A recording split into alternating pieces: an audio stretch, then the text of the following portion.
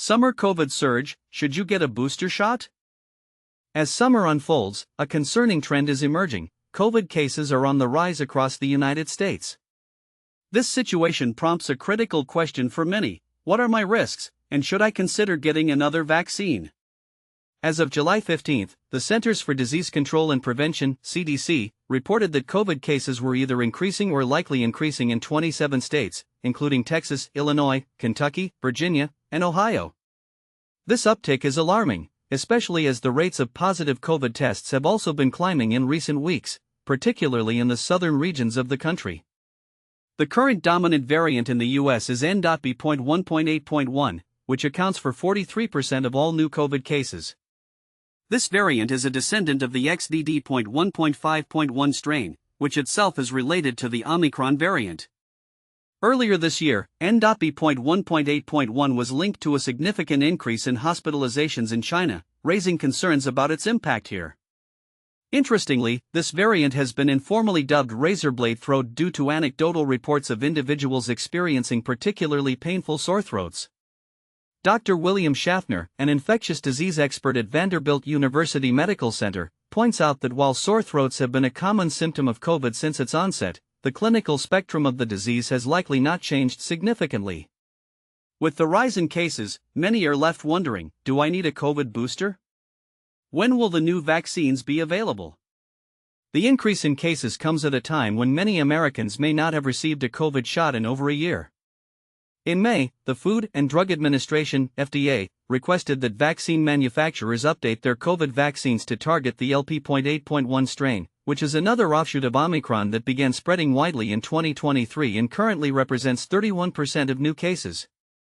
However, these updated vaccines are not expected to be available until the fall and will likely be approved only for adults aged 65 and older, as well as children and adults with certain medical conditions that increase their risk of severe illness. For healthy children and adults seeking a vaccine, they may need to locate an older version or pay out of pocket, with costs potentially reaching up to $140 for a single dose. Despite these developments, experts suggest that population immunity, whether from vaccinations, previous infections, or a combination of both, may provide a buffer for many individuals at this time. Andy Pekosh, an infectious disease researcher at Johns Hopkins University, notes that while the overall immunity levels in the population may not be high, there could still be enough low-level immunity to hinder the virus's ability to spread easily from person to person. Weekly hospitalization rates have remained low, indicating that the new variant may not be causing severe illness at this point. In fact, the number of cases is significantly lower than during the same period last year, when the test positivity rate peaked at 17.9% in August.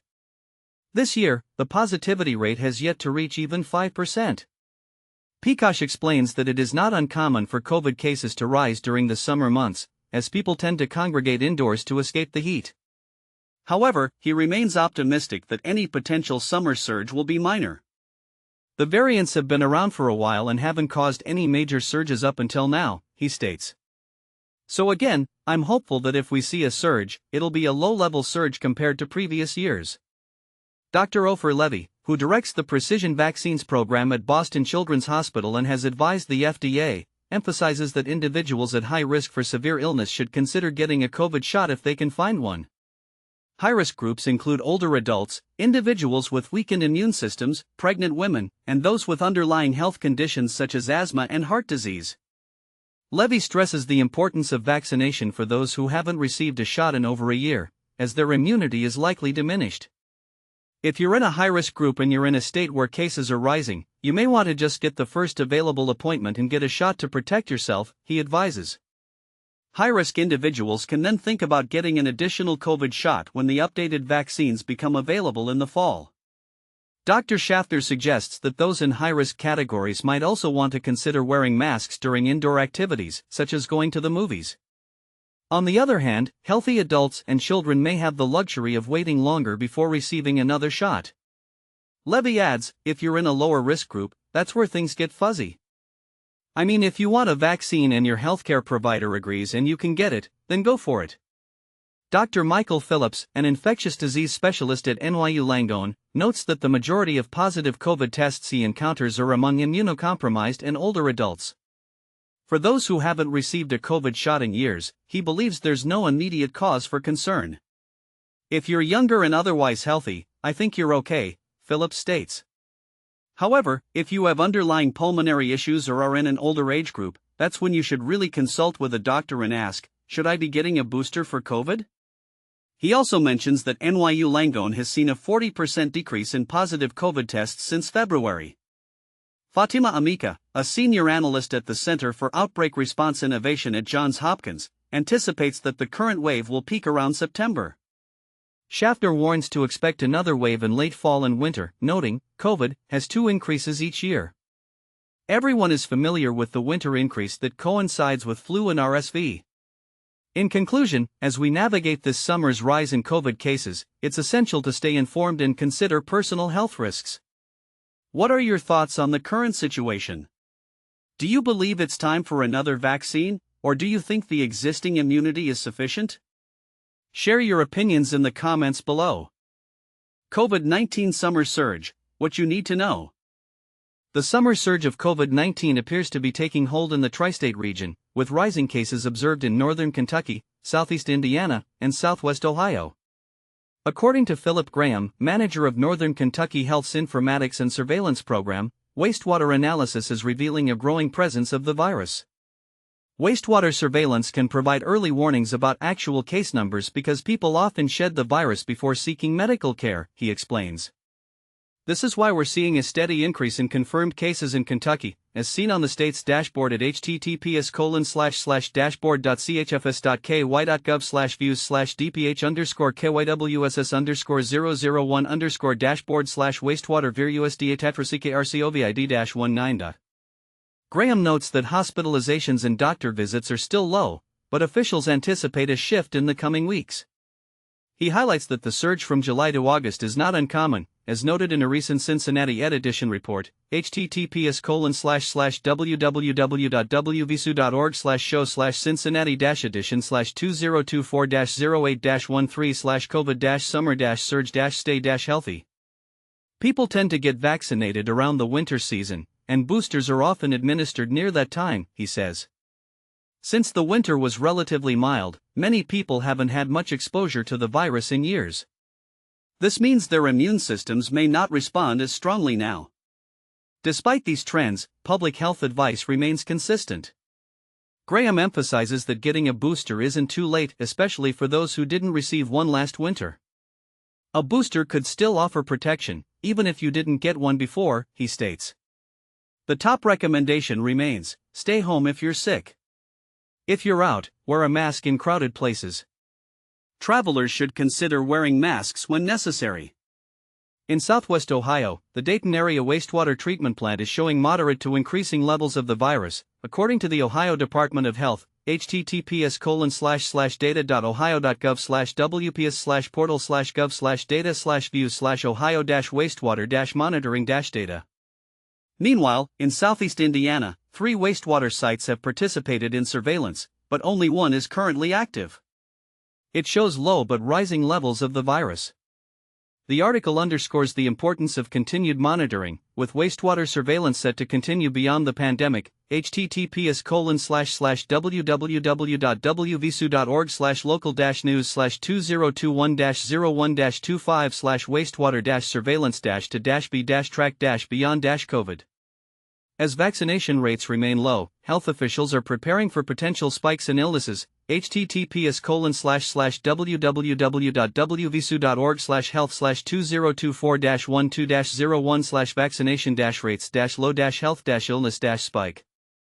Even in 2022, wastewater data in Cincinnati showed higher COVID-19 rates than other statistics suggested. https://www.wvisu.org/health/2022-11-02/wastewater-covid-cincinnati-other-numbers. But here's where it gets controversial. While many agree that boosters are crucial, some argue that the virus's evolution and waning immunity make them less effective. Others question whether masking and social distancing are still necessary in the age of vaccines. What's your take? Leave your thoughts below. Let's discuss how we can best protect ourselves in these uncertain times. COVID-19 summer wave, cases rising in 26 states and Washington, D.C. Brace yourself, COVID-19 is making a comeback this summer, and not just in a few places. CDC data reveals that over half the nation is seeing a surge. But here's where it gets controversial. Some experts say we're repeating a familiar pattern, while others warn this wave shouldn't be dismissed as business as usual. So, what's actually going on? Let's break down what you need to know. According to the Centers for Disease Control and Prevention's most recent reports, at least 26 states and Washington, D.C. are experiencing either confirmed or likely increases in COVID-19 cases. What's more, emergency room visits for young children have hit their highest point since March, a fact that's especially alarming for families with little ones. Dr. Jon Lupuk, chief medical correspondent at CBS News, summed it up on CBS Mornings. Each year, COVID-19 cases seem to rise twice, once in the winter and again in the summer. Every time, the data shows a slow and steady drop in both deaths and hospitalizations, he explained, adding a hopeful note for those worried about outcomes. But, and this is the part most people miss, even as things improve overall, certain groups remain at high risk. Dr. Lupuk warned, if you're immunocompromised, very young, especially under 4 years old, or elderly, COVID can still be seriously dangerous. So, why is this happening now? Fresh variants, aptly dubbed Nimbus and Stratus, are circulating. But here's a potentially divisive point: these new mutations aren't any deadlier than those before, according to current evidence. For instance, earlier this year, the NB.1.8.1 variant didn't bring about more severe symptoms and produced largely familiar complaints, think cough, sore throat, fever, and fatigue. And good news for those diligent about vaccination: the current season's vaccines offer protection against these variants. Now, let's tackle the next big question: should you get a COVID-19 booster? The CDC states that vaccination still serves as a key line of defense against severe illness, hospitalization, and death. But this is where recommendations start to diverge. While the CDC and other major organizations all tout the importance of the vaccine, their guidance isn't always perfectly aligned. For example, the American College of Obstetricians and Gynecologists tells pregnant individuals to get vaccinated, noting that immunity from the mother can pass to the baby before they are old enough to be vaccinated themselves. A more nuanced stance is emerging. The Department of Health and Human Services Secretary, Robert F. Kennedy Jr., has said that vaccine decisions now fall under shared decision-making between patients and doctors. Essentially, this means it's wise to consult your healthcare provider and tailor your choice to your personal health status. This adjustment contrasts with the earlier, more universal advice to simply go get the shot. For healthy children, especially, the CDC now supports joint discussions between families and clinicians. That said, the CDC continues to encourage most adults, especially those 65 and up, at higher risk, or never vaccinated, to get the updated 2024 to 2025 shot. Wondering if you live in a COVID-19 hotspot? Here are the states showing definite increases in cases: Arkansas, Hawaii, Illinois, Iowa, Kentucky, North Carolina, Ohio, Pennsylvania, Texas, and Virginia. States where cases are probably on the rise include Alaska, California, Delaware, Georgia, Indiana, Maine, Maryland, Massachusetts, Michigan, Mississippi, New Jersey, New York, Oklahoma, South Carolina, Tennessee, Wisconsin, and the District of Columbia. But here's the controversy: with cases escalating and recommendations shifting, is the U.S. doing enough to keep people safe, or are we relaxing too soon? Should vaccine booster decisions become more individualized, or should public health policy return to strong universal messaging? What do you think? Are public health agencies striking the right balance, or is there too much mixed messaging in this latest surge? Should everyone play it safe, or is it time to let personal choice lead the way? Share your thoughts in the comments. Let's get the conversation started on this hot button issue.